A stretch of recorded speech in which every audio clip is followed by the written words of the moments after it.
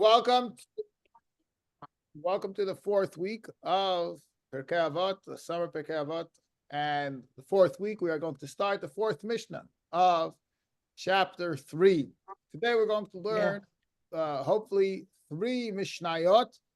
The first is going to talk about vulnerability. The second is going to talk about our choice of servitude, and our third is going to talk about the power of Torah learning and really define what Torah learning is altogether. So very, very inspiring and a very pointed collection of 3 Mishnayot, chapter 3, Mishnah 4, 5, and 6. Let's start with the first Mishnah. Mm-hmm. Gila, do you want to try? You want to try to read a little in the Hebrew? Oh boy. Okay, we'll see. A little bit. Okay.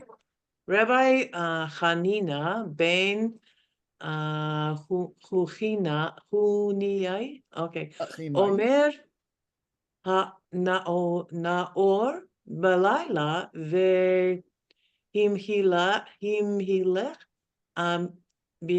bidrech yachidi וחמיפנה לבוא לטבלה, הרי זה מתחיף בנפשו. Beautiful, thank you. Okay. Did I do that correctly? That was very, very good. Very good. Very good. Yeah. Wow. That's just off the cuff. Let's read it in the English. Okay. Rabbi Hanina ben Haninai says, one who is awake at night and one who walks on the road alone and thinks vain thoughts, and one who turns his heart on vanity is liable for his soul, because the night is the time of the mazikim, destructive agents, and one who walks alone on the road is in danger of robbers and other vicissitudes. Yeah. I don't know what vicissitudes means. What? What is it? Other vicissitudes. So we'll talk about that. Bad things that happen to you. Okay, good. I haven't seen that word before. So let's talk about this for a moment. So Rabbi Hanina ben Chachinai says like this. There are times that we have to understand our vulnerabilities. And he lists 3 of them. He says, Neor Balayla. Somebody's awake at night. Now, when you lie awake at night, or you are awake at night, and it's a time of vulnerability. At night is when a person can fall, has greater, it's a greater chance that a person will fall prey to their desires, to their addictions, I guess I to need their to learn about that. shortcomings, to whatever it is Turn it up a little bit. that they're going The to volume. that whatever it is that they're going to kind of what's holding them back. At night, a person can sit and a person can easily fall into a place that's both physically, emotionally, spiritually. Night is a time that a person can get into an unhealthy space, an unsafe space. So what does a person do as night approaches? As night approaches, in other words, a person has to be aware that now is night. And if I have an addiction, and if it's hard for me, if everybody's going to go to sleep and it's going and I'm going to kind of prone to kind of just getting into my state of addiction, or I'm going to just be open to falling into depression or going through the other challenges that night may bring a person. So I have to know that I need to fill my mind with positive content, with uplifting content, with Torah, with connection to Hashem, with connection to our values, with connection to what we are, to our neshama, to who we really are, to our truest self. A person has to approach the night, especially if they're going to be awake at night, especially if they're going to be alone at night. They have to be aware of that vulnerability.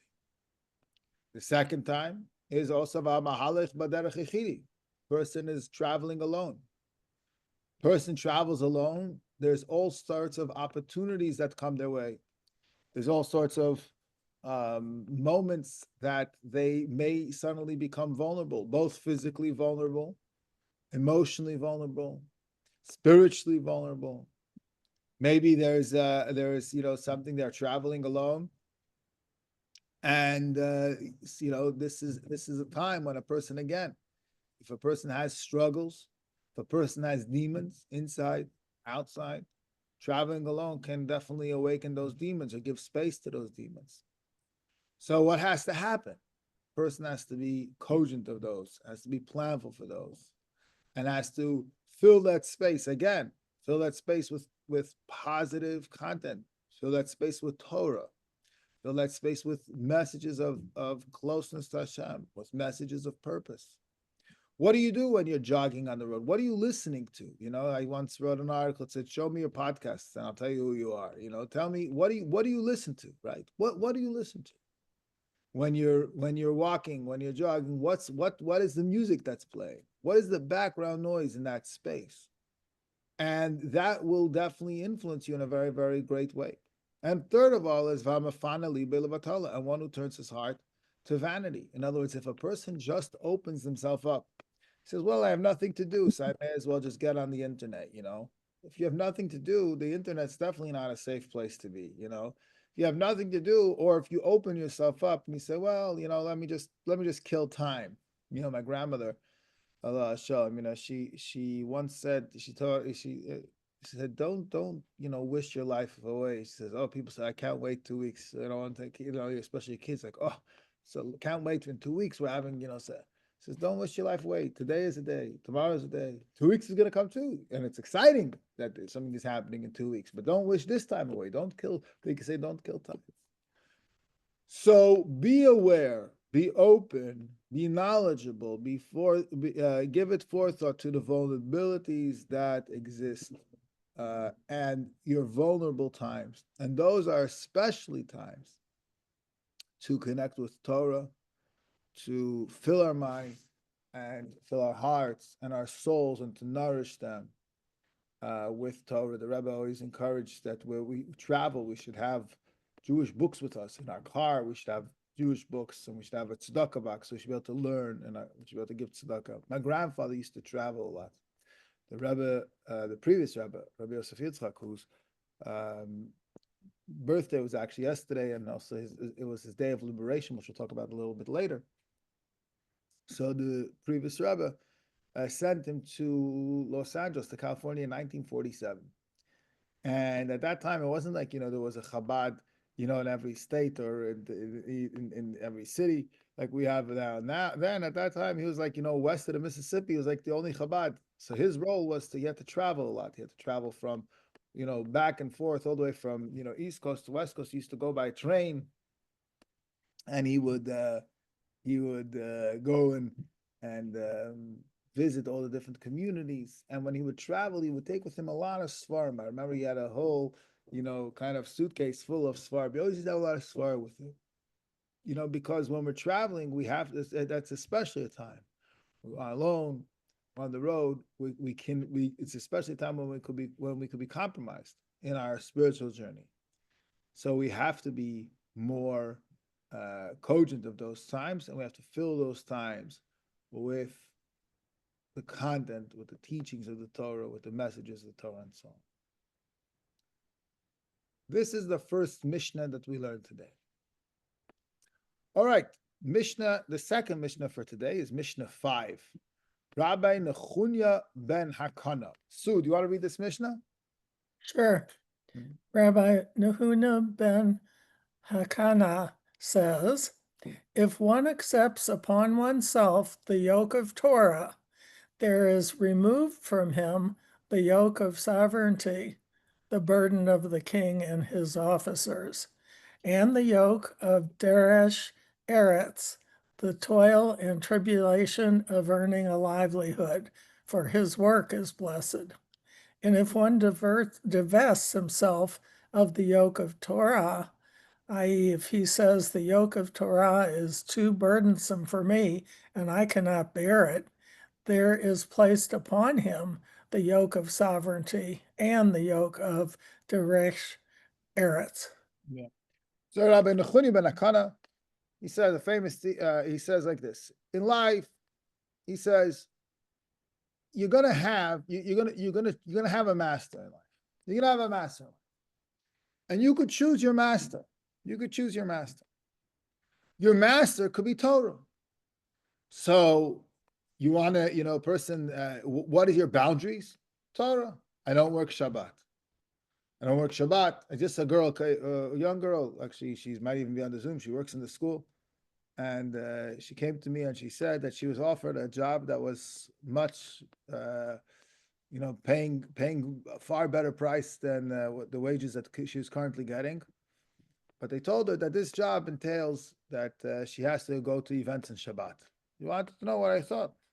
I said, listen, I said, this is a boundary. In other words, if you're living the life that, this is, so then you say, to pay me, and there's a famous song, it ain't gonna work on Saturday. You know how it goes? He says, double, ain't gonna work on Saturday. Ain't gonna work on Saturday. Double, triple pay won't make me work on Saturday. Ain't gonna work on Saturday. It's Shabbos Kodesh. You ever heard that? It's the Holy Shabbos. You can pay me twice, pay me 3 times. Nothing to do with the pay. I don't work Shabbos. So that's my limit. That's my boss. That's my frame of reference. That's my point of view. That's my,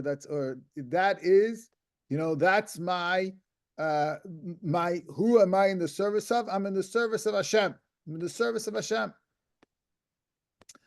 There's a joke. The rabbi comes over to one of the congregants and Yom Kippur, and he says, it's so nice to see you at the service. He says, we would love to see you at the service more often. So the congregant looks at the rabbi, says, Rabbi, he says, I'm in the secret service. But they tell another story that there's a boy standing outside the shul. Some of you might remember this. He's standing outside the shul and he's looking, and there's a big plaque with many, many, many names. And he's looking at the plaque. And somebody comes out and he turns to him and he says, what are all these names? What are all these names? The fellow turns to him and says, young boy, he says, you see all these people? All these names are the names of people who died in the service. The boy, he becomes nervous. He starts to tremble, and he says, the Rosh Hashanah service or the Yom Kippur service? But anyhow, but the point is that we are in the service of Hashem. We're in the service of Hashem. So we don't have to be in the, so our servitude is what Hashem says. So if a person accepts upon himself the yoke of Torah, if that's our yoke, if that's our control, so there is removed from him the yoke of sovereignty, the burden of the king and his officers. In other words, so then Hashem says, you know what, you'll be my servant, so you're not going to be a slave, and your control is not going to be government. It's not going to be government.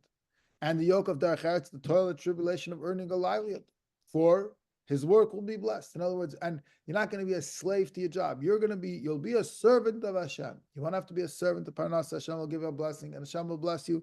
And you won't have to you're not going to be a servant to governments. And he says, if one divests himself of the yoke of Torah, in other words, somebody says, no, he says, I can't serve Torah, not to work on Shabbos, it's not going to work for me, right? I can't do that. Okay, well, you're going to be a servant in your life. In your life, you're going to be a servant to something. You're going to serve. A person is going to serve. So it's the question of who you're going to serve. It's the question of what is your master going to be? Is your master going to be your higher self? Is your master going to be Hashem? Is your master going to be your neshama? Is your master going to be Torah? Is the master going to be your true self? That's going to be your master. Or is your master going to be because you want to make more, because you have a boss, or you have trying to make a livelihood and you have to pay the bills, and that could be a master, and that could take all your time and all your brain space and all of your energy. Or it could be government. It could be there's all types of masters. So choose your master.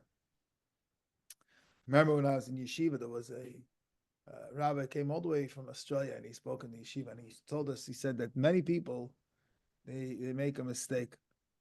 And they say that Moshe comes to Pharaoh. And what does Moshe say to Pharaoh? He says, so says Hashem, let my people go. Right? That's what people let my people go. But the truth is that that's you're missing a half a statement. Because Moshe comes to Hashem, to Pharaoh, and he says, Ko Amar Hashem, so says God, Shalach et ami, send forth my people, v'ya'avduni, and they will serve me, God says. And they will serve me.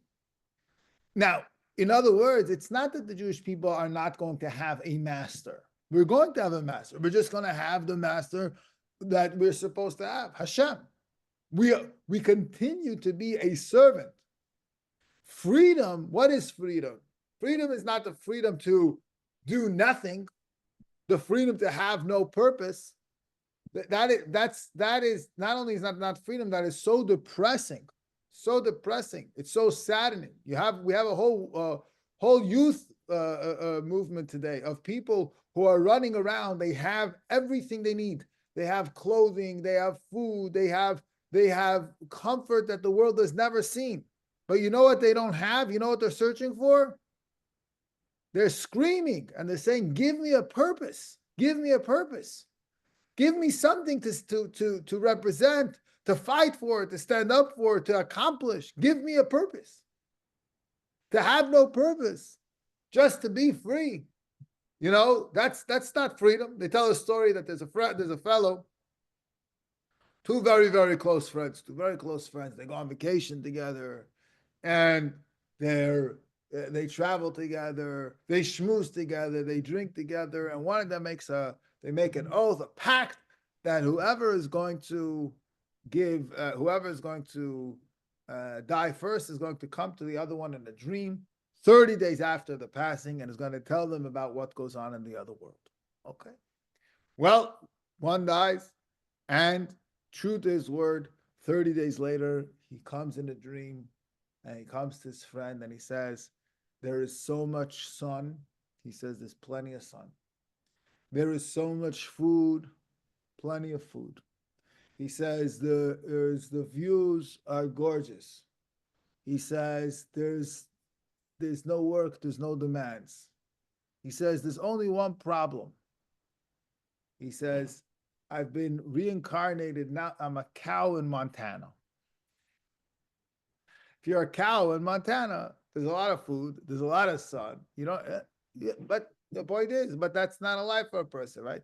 The person has to live the purpose with a meaning to express the human self.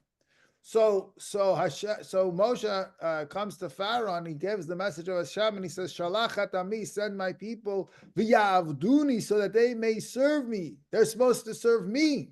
They're not supposed to serve you. They're not supposed to serve Pharaoh. They're not supposed to be enslaved by Pharaoh. So a Jew can choose. We can choose our master. What is our master? What is our master? We can choose that the Torah is our master. Yiddishkeit is our master. And then the world is not our master. Government is not our master. The world of commerce is not our master. The economy is not our master. We can choose. Or if we don't, if we say, well, no, Hashem, it's not going to be okay. Well, your life is going to be in the service of something. You're going to be spending your life in the service of some greater entity. So that's what Rabbi Nechuniah ben Akana says. If you accept upon yourself the yoke of Torah, if Torah is your master, then you're not going to be worried, not going to have your master, is not going to be Malchus, the government is not your master, Derech Eretz, the economy is not going to be your master. Your master is going to be Hashem. Beautiful, beautiful teaching. And now we have a third Mishnah from today. Rabbi Chalafta Ish Kfar Chanina says. Ben, you want to read this one? I'll take it. All right. Rabbi Chalafta Ish Kfar Chanina says, if 10 sit in judgment, the Shekhinah abides among them, as it is written in Psalms 82:1, God stands in the congregation of the mighty, of the Almighty.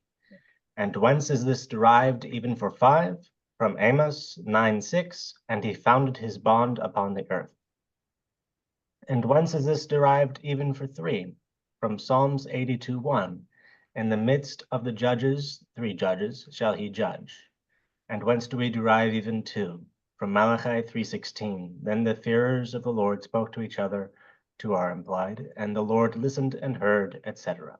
And whence do we derive even 1? From Exodus 20:21, wherever I mention my name, I shall come to you and bless you. Beautiful.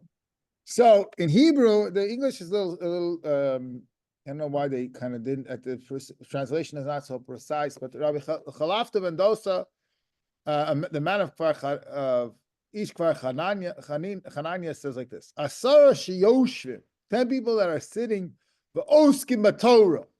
10 people are sitting and they are engaged in Torah study. Shechina shruya b'neya.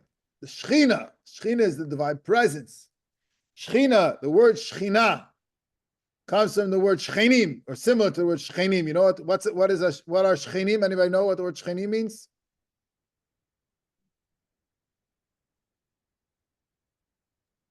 Dwellers? Dwellers. Very good. Dwellings? Shechina Yeah. means to dwell. Shechenim means neighbors, but or dwellers, like you write Shachen, Lishkon, to dwell. Very good. So the Shechina is the divine presence that dwells, that rests among us, that connects with this world. So he says like this: Asara sheyoshim, 10 people are sitting, v'oskim b'Torah, and they are engaged in Torah study. Shechina shruya beinayim, the Shechina dwells between them. The divine presence dwells within them, among them. Shinamar, like it says, Elokim nitzav vadas el. God stands in the congregation. Congregation is a minyan. When there's a minyan of the Almighty, when there's a minyan of people who are studying Torah and discussing the teachings and the thoughts of the Almighty, Hashem stands there. He abides among them. He abides among them. Normally, as we're going to see, the Shekhinah is whenever there's a minyan, whenever we have 10 Jews together, there is a divine presence there, which is why when we have 10 people, we have a minyan, and we can say the Kaddish and so on, because there's a level of divine presence. Well, when we study Torah with the minyan, there is not only is there a presence of the divine, but it actually dwells with us, among us. We actually can feel it. We can tap into that energy. It can become a part of us. It's actually a game changer. This is one of the most effective things that we can do to change the world, is study Torah in a minyan, because we are fulfilling the purpose of creation. We are bringing the divine presence and having it dwell among us. Very, very powerful accomplishment and a powerful transformation. The presence of Hashem that comes with the study of Torah, the Mishnah says, how do we know that even if 5 people study Torah, there is a divine presence? Because like it says, Vagudato, and his bond, Al Eretz Yisada, bond is 5, there's 5 fingers, and that's represented in the bundle. So Al Eretz Yisada, it's founded upon the earth, but it's called Magudato, his bundle. God holds us together, and God gives us the power and kind of founds and gives a platform or a foundation to that bond. How do we know if even 3 people are studying Torah together? There is a presence of Hashem, because it says it says in the Psalms, it says Bekerev Elokim Yishbot, in the midst of the judges, and there's 3, a panel of judges, there's 3, God is a judge. How do we know if even 2 people study Torah that there's divine presence? Because it says in Malachi, when those who fear God speak with one another, and the fearers of God, what do they speak about? They speak about Torah. Vayakshiv Hashem. God listens, Vayishma, and he hears it. And then it continues, and it says, and he writes it down in his book. How do we know that even if 1 person is studying Torah, there is a divine presence that is with him? Like it says, B'chol hamakom. Asher askirat shmi, any place that you mention my name, God says, I will come there, I will come to you, and I will bless you. So even if one Jew studies Torah, God comes and God blesses them. And then my father told me that he was visiting once in Tasmania, the island of Tasmania. Came over there and there was a shul, an old shul in Tasmania, where my friend Yochanan Gordon is now the rabbi in this shul. And inscribed in the front of the shul and big right above the door is this verse: B'chol hamakom, in any place, asher askir shmi, God says, in any place that you will mention my name, avoy lecho berachticha, I will come and I will bless you. Wherever you are, in any place, even if you're in Tasmania, but you mention Hashem's name, you pray to Hashem, when we study Torah, Hashem says, I will come and I will bless you. So, again, a very powerful, powerful blessing of Hashem, even to the one person in Tasmania who studies Torah by himself. But if you study with two people, not only do you receive divine blessing, but it says God hears, by Yakshiv Hashem, God hears, and Yishma, God listens to the conversation, and then it says, Vayikasev Sefer Zikaron Lefanav, and then it's written in the book before him. Commentators explain. They say, what do you mean? It's written in a book before him, a book of remembrance. Who needs to remember? Who needs the book of remembrance? God needs to remember. God doesn't forget.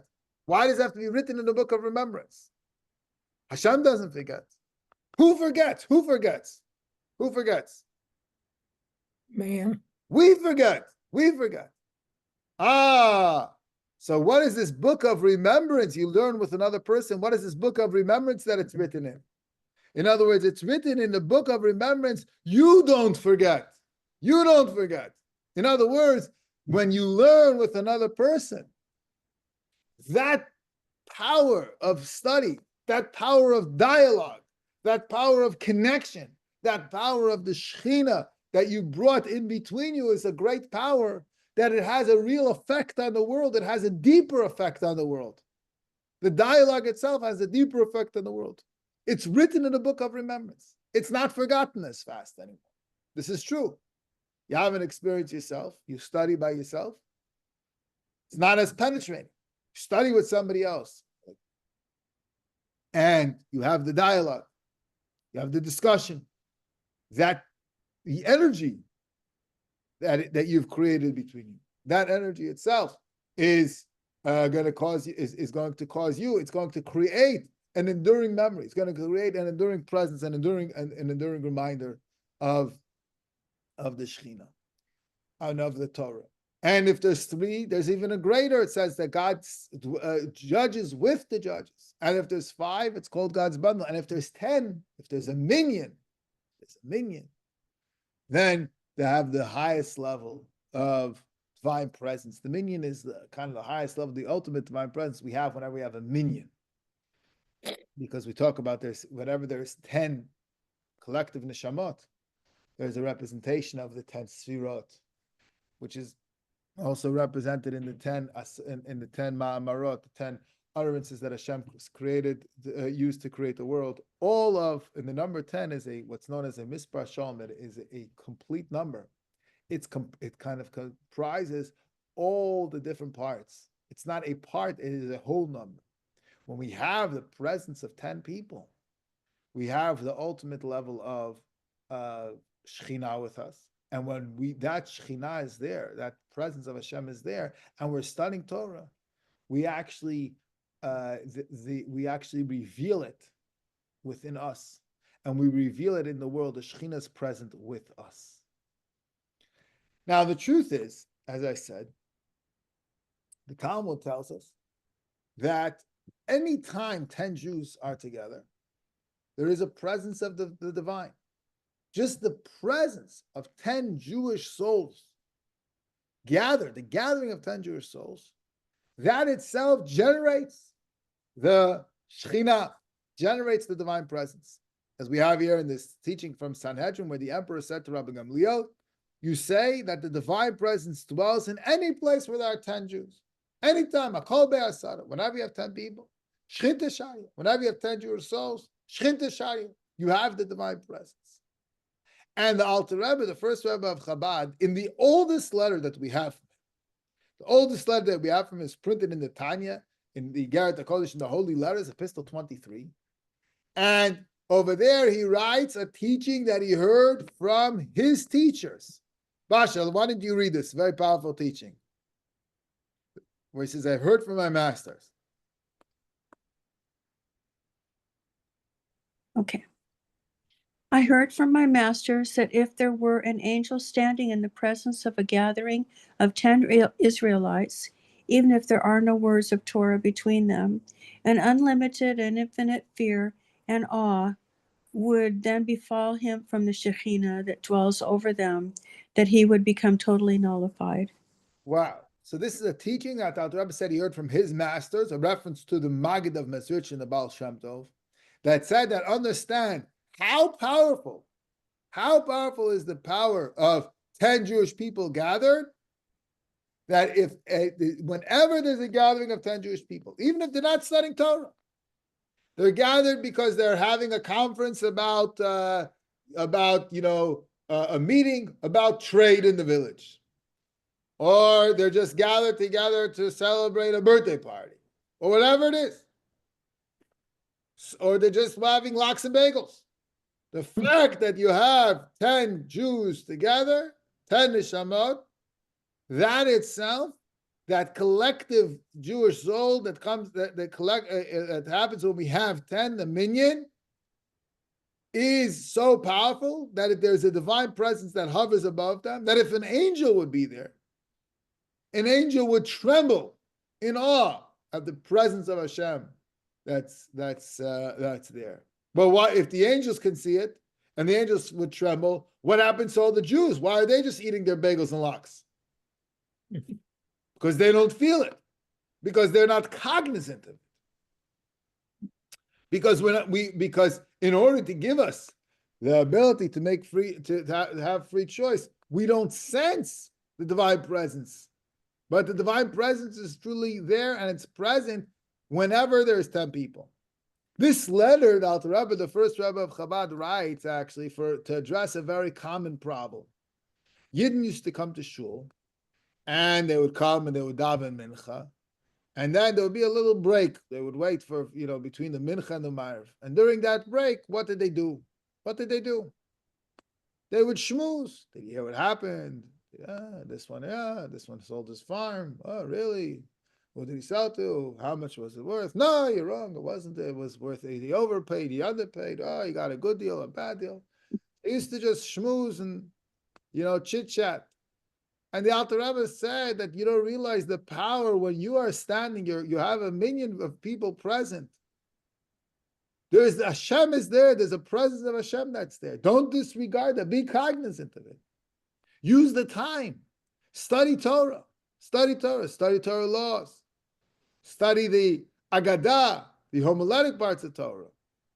The ones that encourage higher levels of behavior, or the ones that talk about the Jewish way of thinking. Don't just, like we say, waste your time talking about the weather, or talking about, just local shtetl gossip. So he says, you know what my masters told me? That if an angel would be present, the angel would tremble in fear. We're not sensing it. Now, this is true whenever there are 10 people, there's a divine presence that rests above them. That is there, that is present there. But what happens when those 10 people learn Torah?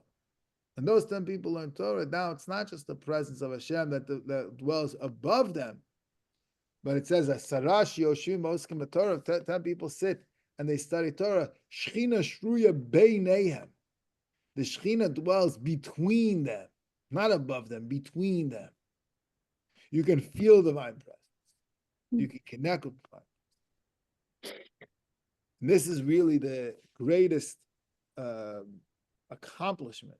This is ultimately the great accomplishment that we're trying to accomplish in this world. Is we're trying to make this world a place where there is a recognition and there's a revelation of the divine presence. That's what brings healing to the world.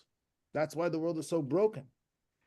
It's broken not because it's essentially broken. It's broken because it doesn't see the truth.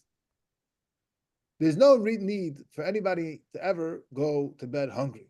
There's actually more food in this world than we need. There's plenty of food to go around. Plenty of food to go around. What's the problem? What's the problem? The problem is politics. The problem is people can't get along. The problem is and what's the solution? The solution is to reveal the spark, to reveal the energy of the Creator, to reveal the energy of Hashem, to reveal how this is Hashem's world. Everything in this world is Hashem's world. And therefore, we're all in Hashem's service. So when we reveal the divine presence within the world, when the divine presence is present with us, which happens when there's a minyan, so we actually are able to fulfill the ultimate purpose of creation on a very, very high level, So the more people that gather together to study, the more, the greater difference that it makes both in this world. Because studying Torah, when we do it as a group, it changes the reality, it affects the reality in a unique way. When we study Torah, we're not just studying, to know what to do. It's not just a technical manual of living life. And it's not just a book of law. When we're studying Torah, we're shaping the way that we see our worldview, the way that we look at the world, the way that we understand the world. And therefore, group study is so significant, it's so important. Because specifically when we study with each other, we actually are physically shaping the world. We're changing the world.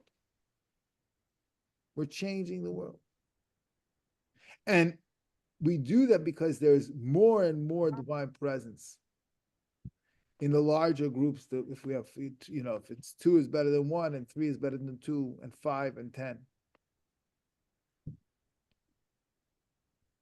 So this kind of leads us to the question of, what is the Torah study altogether? Why do we study Torah? We don't only study, like I said, just because we need to know what to do. The study of Torah is a religious act. It's an act of revelation of the divine will. On Sunday, it's going to be the 17th of Tammuz. 17th of Tammuz is the day that the walls of Jerusalem were breached during the times of the first Beit HaMikdash, and eventually Beit HaMikdash is destroyed. The first Beit HaMikdash is destroyed on the 9th of first and the second. So the Talmud asks, it says, why is the Beit HaMikdash destroyed? What did the Jews do wrong that Jerusalem is destroyed? What did they do? And the Talmud answers and says, Al shelo barchu batorat chila. You know what they did wrong? They didn't make a blessing before they would study Torah. Now, what's the problem? They didn't make a blessing. They didn't make a blessing, so the whole Jerusalem is destroyed because they forgot to make the blessing. But it wasn't the blessing. What did the blessing signify?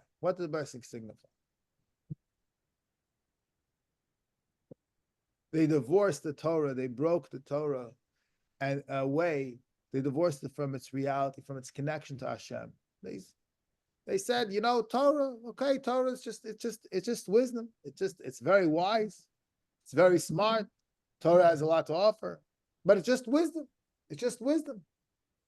And in a sense, they said, we have Torah, and in Greek, and in Greece, they have the Greek scholars. And in China, they have the great scholars that the wise people in China. And in Berlin, they have the great Berlin thinkers, and in Rome, they have the Rome, and then we have Jerusalem. They didn't make a blessing before they studied Torah. They didn't realize that the Torah is not just another wisdom, it's another set of laws. This is Hashem's law. And it's not just Hashem's law, this is a revelation of Hashem.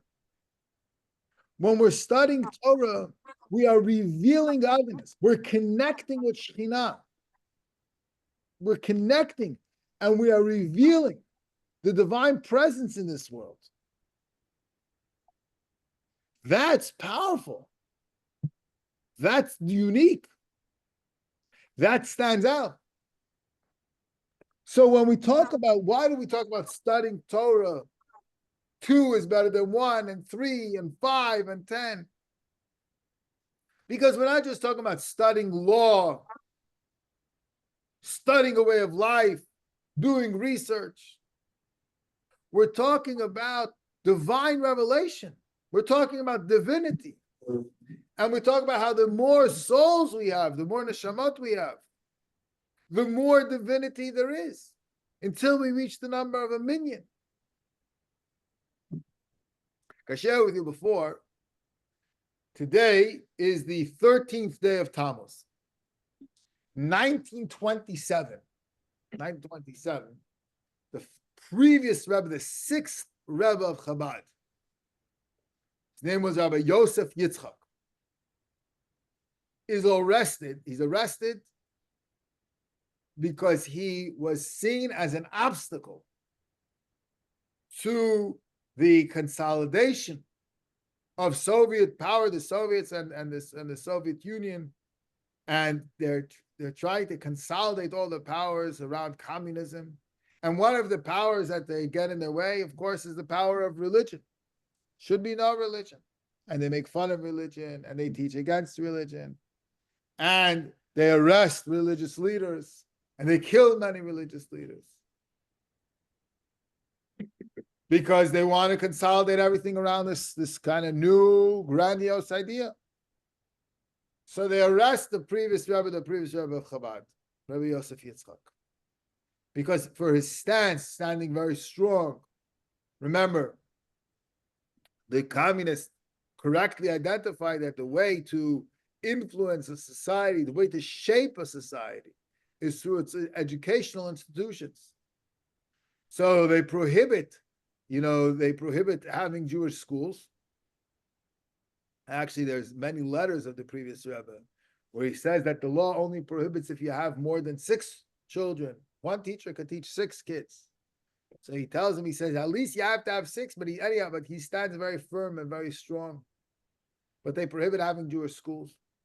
And they are unhappy with this kind of stance of the Jewish people and Judaism standing up for itself as something different, as something unique, something that's not just going to kind of go with the flow and allow itself to become part of the greater communist party. And they bring the previous Rebbe to prison, and eventually, in a very miraculous way, there's a lot of international pressure and a number of great steps are taken. And in a very miraculous way, he is released from prison just about 27 days later, I think it is. He's released from prison. A little more than that, but and he's finally he is not only released from prison, but he's actually allowed to give permission to leave Russia, and he leaves Russia for Latvia for you, and he comes to Riga. But one of the things that the previous Rebbe calls for is that we can't just have Torah study, people studying alone, people studying at home.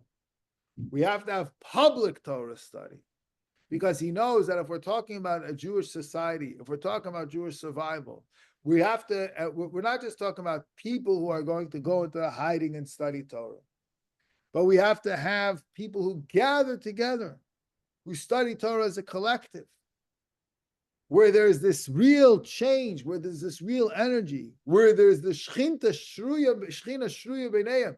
There is the Shechina, there is divine presence that dwells with them, to the degree that people would actually endanger themselves, not just for the sake of studying Torah, for the sake of public study of Torah, because they would be for the sake of gathering together. Gathering was always seen as something that could be could be dangerous. It could be counter-revolutionary. Somebody suspects that you're gathering together for not good. In those days, you didn't even have to. Even today, even today, I think I just read a headline. It was like yesterday, or the day before, that there was some fellow that was dismissed from his position in the Russian government, and then like 6 hours later, he died of natural causes. Even today, the Russians, doesn't take a lot for them to get rid of people. And people die in their jails every day, even very high-profile criminals. Even people who the world knows about. But so the previous Rebbe is miraculously released from prison, and he's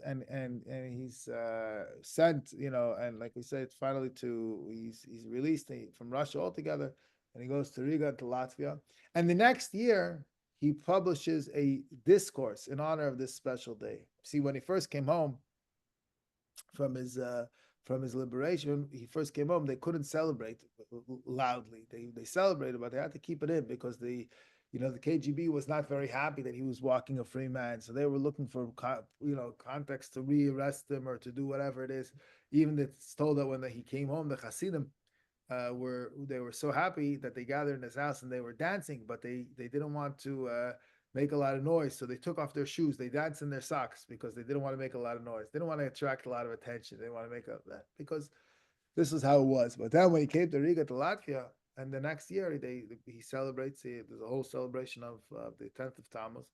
The 12th of Tammuz, and he gives a Hasidic discourse to learn, and he tells his Hasidim to learn this the discourse based on this verse, that when 10 people sit together, when 10 people sit together and learn Torah, there's divine presence among them. We can reveal the divine presence among us. Hashem could be among us, and we do that through collective, through group learning. And this is obviously, he's already in Riga, but even before, prior to that, he's really calling on the Hasidim to learn, not only individually, not only to learn alone, but to learn, to gather together and to learn Torah, because that's where we have the greatest revelation of Hashem. So tonight we learned 3 beautiful Mishnayot. The first was teaching us that when we're vulnerable, we have to be very mindful of that, and we have to fill our world, fill our view with Torah, and make sure not to just kind of allow ourselves to get schlepped wherever we are. And the second one is that we get to choose our master. We can choose if Hashem is going to be our master, if Torah is going to be our master, then we'll serve that. If not, we might have to serve the market economy, or we might have to serve the government. We could choose our master. And finally, the idea that the learning of Torah is not just to learn wisdom, and it's not just to study ideas, but it's actually the pursuit, and it's a interaction in which there's a revelation of the divine. And that's why it's so powerful to study in a group, because there's more divine revelation. And when there's a minyan, there's the fullest divine revelation that is very, very transformative and makes a very, very big difference in this world. So we are thankful that we don't have to, we don't have to learn Torah, gather together at great risk, but we're able to do so in great comfort. And we're able to do so even from the comfort of our homes over here through Zoom. But we are able to reveal the divine presence here in this world, a very, very powerful idea. So thank you for joining us this week. And I'm going to turn off the recording. I'll stay on for any questions, thoughts, comments. So thank you, friend. Thank you.